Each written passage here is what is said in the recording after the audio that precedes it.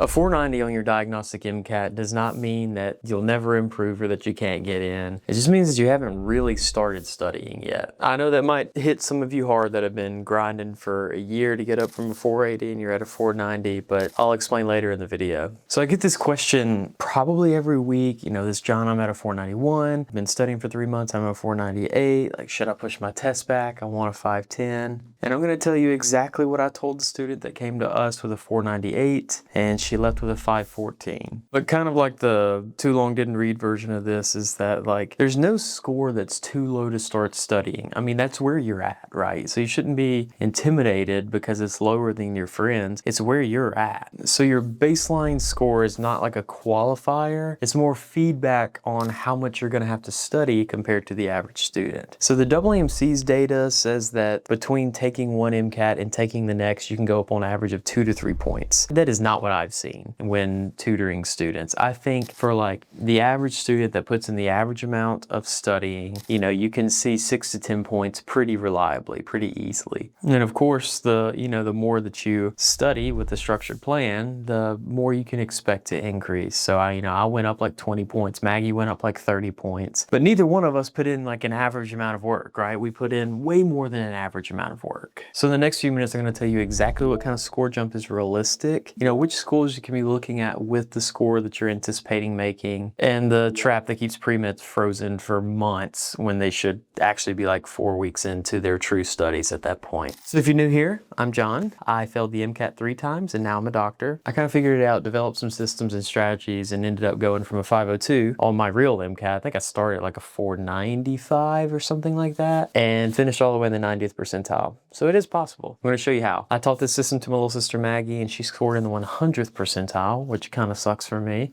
But we now teach these lessons and our experiences to you all, our future colleague. But I tell you all that to show you that when I'm telling you that the gap between where you are and where you want to be is truly just having some structure and following it religiously, I'm not guessing. I'm telling you what happens. I've lived it, Maggie lived it, and we've seen hundreds of students come through IFD that lived it.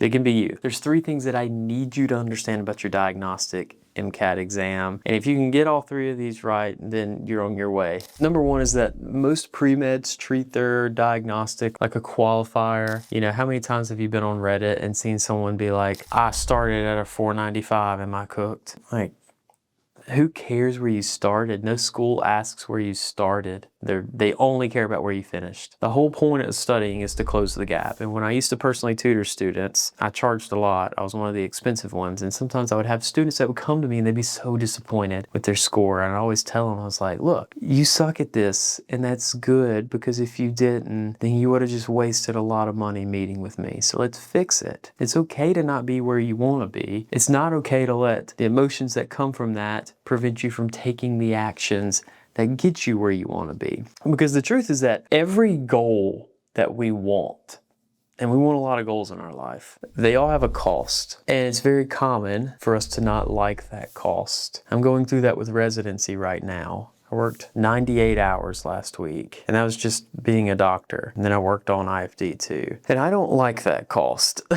But the cost doesn't change, it can't change. And I think that framing it that way, it can be helpful. Because then whenever you're feeling down, or you feel discouraged, or you feel like this will never get better, you can look at it in the terms of, this is just the cost. Like, to become a doctor is expensive, not just financially, and mostly not financially. The finances, there's so many systems that it just kind of works itself out now. But effort and time, they're very expensive costs to become a doctor. And you can't change them, but you can decide if you want to pay it. And the MCAT is one of the most expensive installments of that payment plan. So that's all the diagnostic is doing, is just showing you the cost. So treat it like that.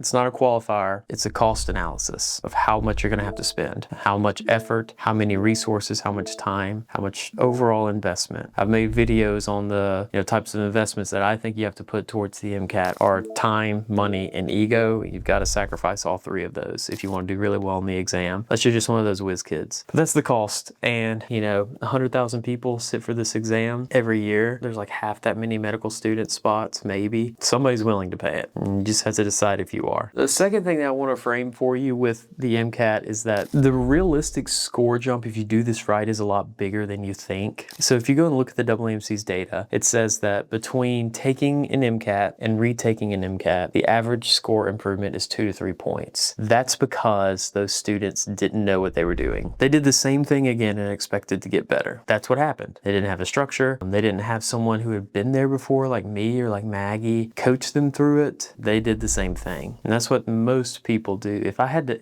guess, when you really dive into those numbers, I bet you the people that are actually just like the overwhelming majority of people that test, I bet most of them go up maybe a point. And then I bet there's a small subset of people that were like me and they were like psychos. And they said, I'd obviously messed something up big time. I've got to do it completely differently. I've got to figure it out. And then we go up 20 points and we skew the average. So I don't have figures for this. So I want you to kind of borrow from some of my anecdotal experience for a minute. And just take it as encouragement that the cost does have an outcome associated with it. If you're considering spending the cost that we talked about earlier of time, money, and ego. A 25-point jump, going from a 490 to a 515, it's not like the most rare thing in the world. I've seen it a lot. Once we start getting over 30, I'm like, dang, that's pretty impressive. But like 20-point jumps, they happen. A 15-point jump, going from, you started at 500, you end up at a 515. I mean, that's pretty common. If you're studying with like a test prep company, I think the average, like for all the big boys, the big box companies, and it's about in line with IFD's averages, increase of 6 to 10 points, but that includes everybody. So the people that used it really well that went up 30 points are the people that like bought it and didn't use it very well and they only went up 2 points. Now, if you're trying to jump 30 points, like, yeah, it's possible, but like you're gonna need 6 months of just going crazy. And just know that's the cost. So what does that mean for you? It means that your diagnostic exam does not predict your actual test day score if you are planning on incurring that cost and taking action. I mean, I started at a 502 on the real thing. I thought I had studied. I did it twice.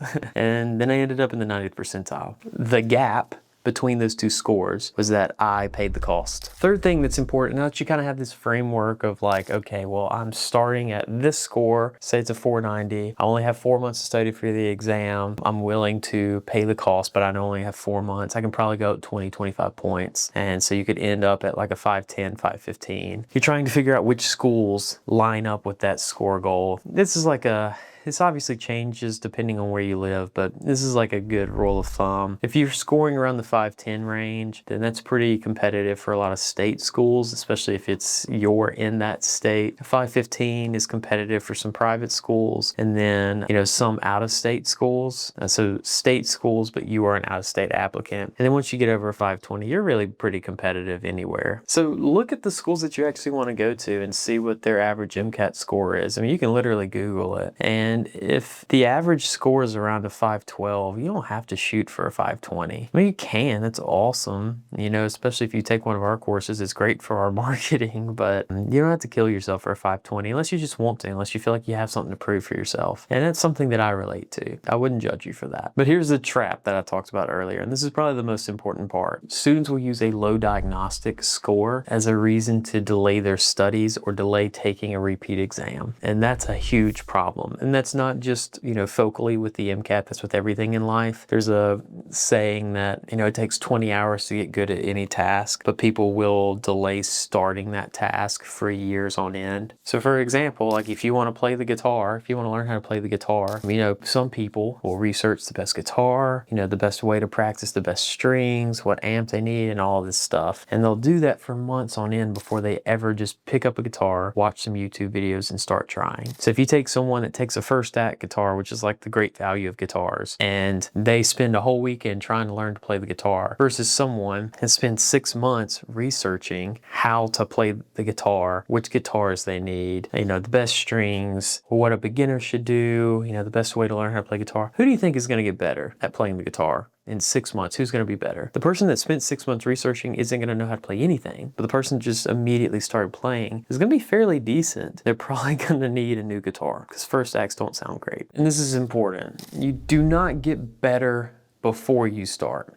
You get better because you started. So if you take a test and you keep thinking, oh, well, I need to do X, Y, and Z, I need to go on Reddit, I need to talk to my friend, like, dude, forget all that. Just study. Just start studying. Just get a structure. Pick one plan that you feel confident in and that aligns with your, the way you like to be taught. If that's us, that's awesome. We're happy to take you. If that's Kaplan, that's awesome. People get the same scores with either one of them, but spending forever researching which one's going to work best for you is just going to delay your start, and it's not going to improve your score. And that's circular thinking. And it kind of goes in with the whole confidence thing. So I'm a plastic surgery resident, and a lot of being good at surgery is being confident and being fast, and you can't be fast unless you're confident in what you're doing. And so I really applied what I'm teaching you all now to my surgical training. So I don't, I'm not scared to grab an instrument. I'm not scared to just go ahead and try and suck, because reps are what make you good in life. And I have aggressively chased reps. I mean, I'll be on a rotation and I will sprint. I'll get there early. I'll sprint so I can get everything done and tied up for an hour or two. And then I'll go to a plastic surgery case and I will just practice my suturing. I'll practice my bovie work. Like, the reps help, wait in. And now I'm a lot more confident than I was at the beginning of my residency because I've had the reps. And, confidence doesn't come from being confident. Confidence comes from being competent. And so if you can watch yourself be competent, if I can, something simple in surgery is suturing. If I can suture something close and say, oh, wow, that looks really good. Like, now I'm a lot more confident. I was never reading all the different suture techniques and learning about the sutures themselves. Like, when they handed me that needle driver, I was still nervous. But now that I know how to use it and I can make things look good, I'm not that nervous when it gets handed to me. So everything that I've said is kind of why we've built our IFD plan to be structured. And, we built it to incorporate some variance in life, because your schedule is different than mine, when it's different than the other person's that's watching this video. But we still tell you what to do, because I think that it's helpful for someone to tell you what to do and then allow you the freedom to make mistakes within that structured plan. And every student that I've worked with that jumped 15, 25 points, they all did the same thing. They understood the cost that it was going to take to close the gap between where they started and where they wanted to be, and they aggressively paid down that debt. So if you know that you want to be a doctor, you need to take the MCAT in, the next 90 days or whatever, or 180 days, but you have no clue where to start, and you're just doing a lot of motion, but none of it feels targeted in a direction. You're the exact person that we built the free Playing Your MCAT Prep call. So you'll meet with Damon. You'll see reviews pop up on the screen. People love Damon. And you can walk him through your diagnostic. You can walk him through what you were planning to do for the MCAT. And Damon is trained. He was actually trained by me to listen to you and be empathetic with what you're going through, because it's not easy, but also to be very honest with you. So if he needs to tell you that, hey, you're not going to go at 15 points in 4 weeks, he's going to tell you that. If he needs to tell you, hey, what you're doing is obviously not working, you should buy an IFD course because you need structure, that you like the way that we teach, all these different things, then he'll tell you that. And on the flip side of that coin, if you come in, you're like, hey, I've got 2 weeks left to study and I want to buy your $2,000 course, he's going to be like, no,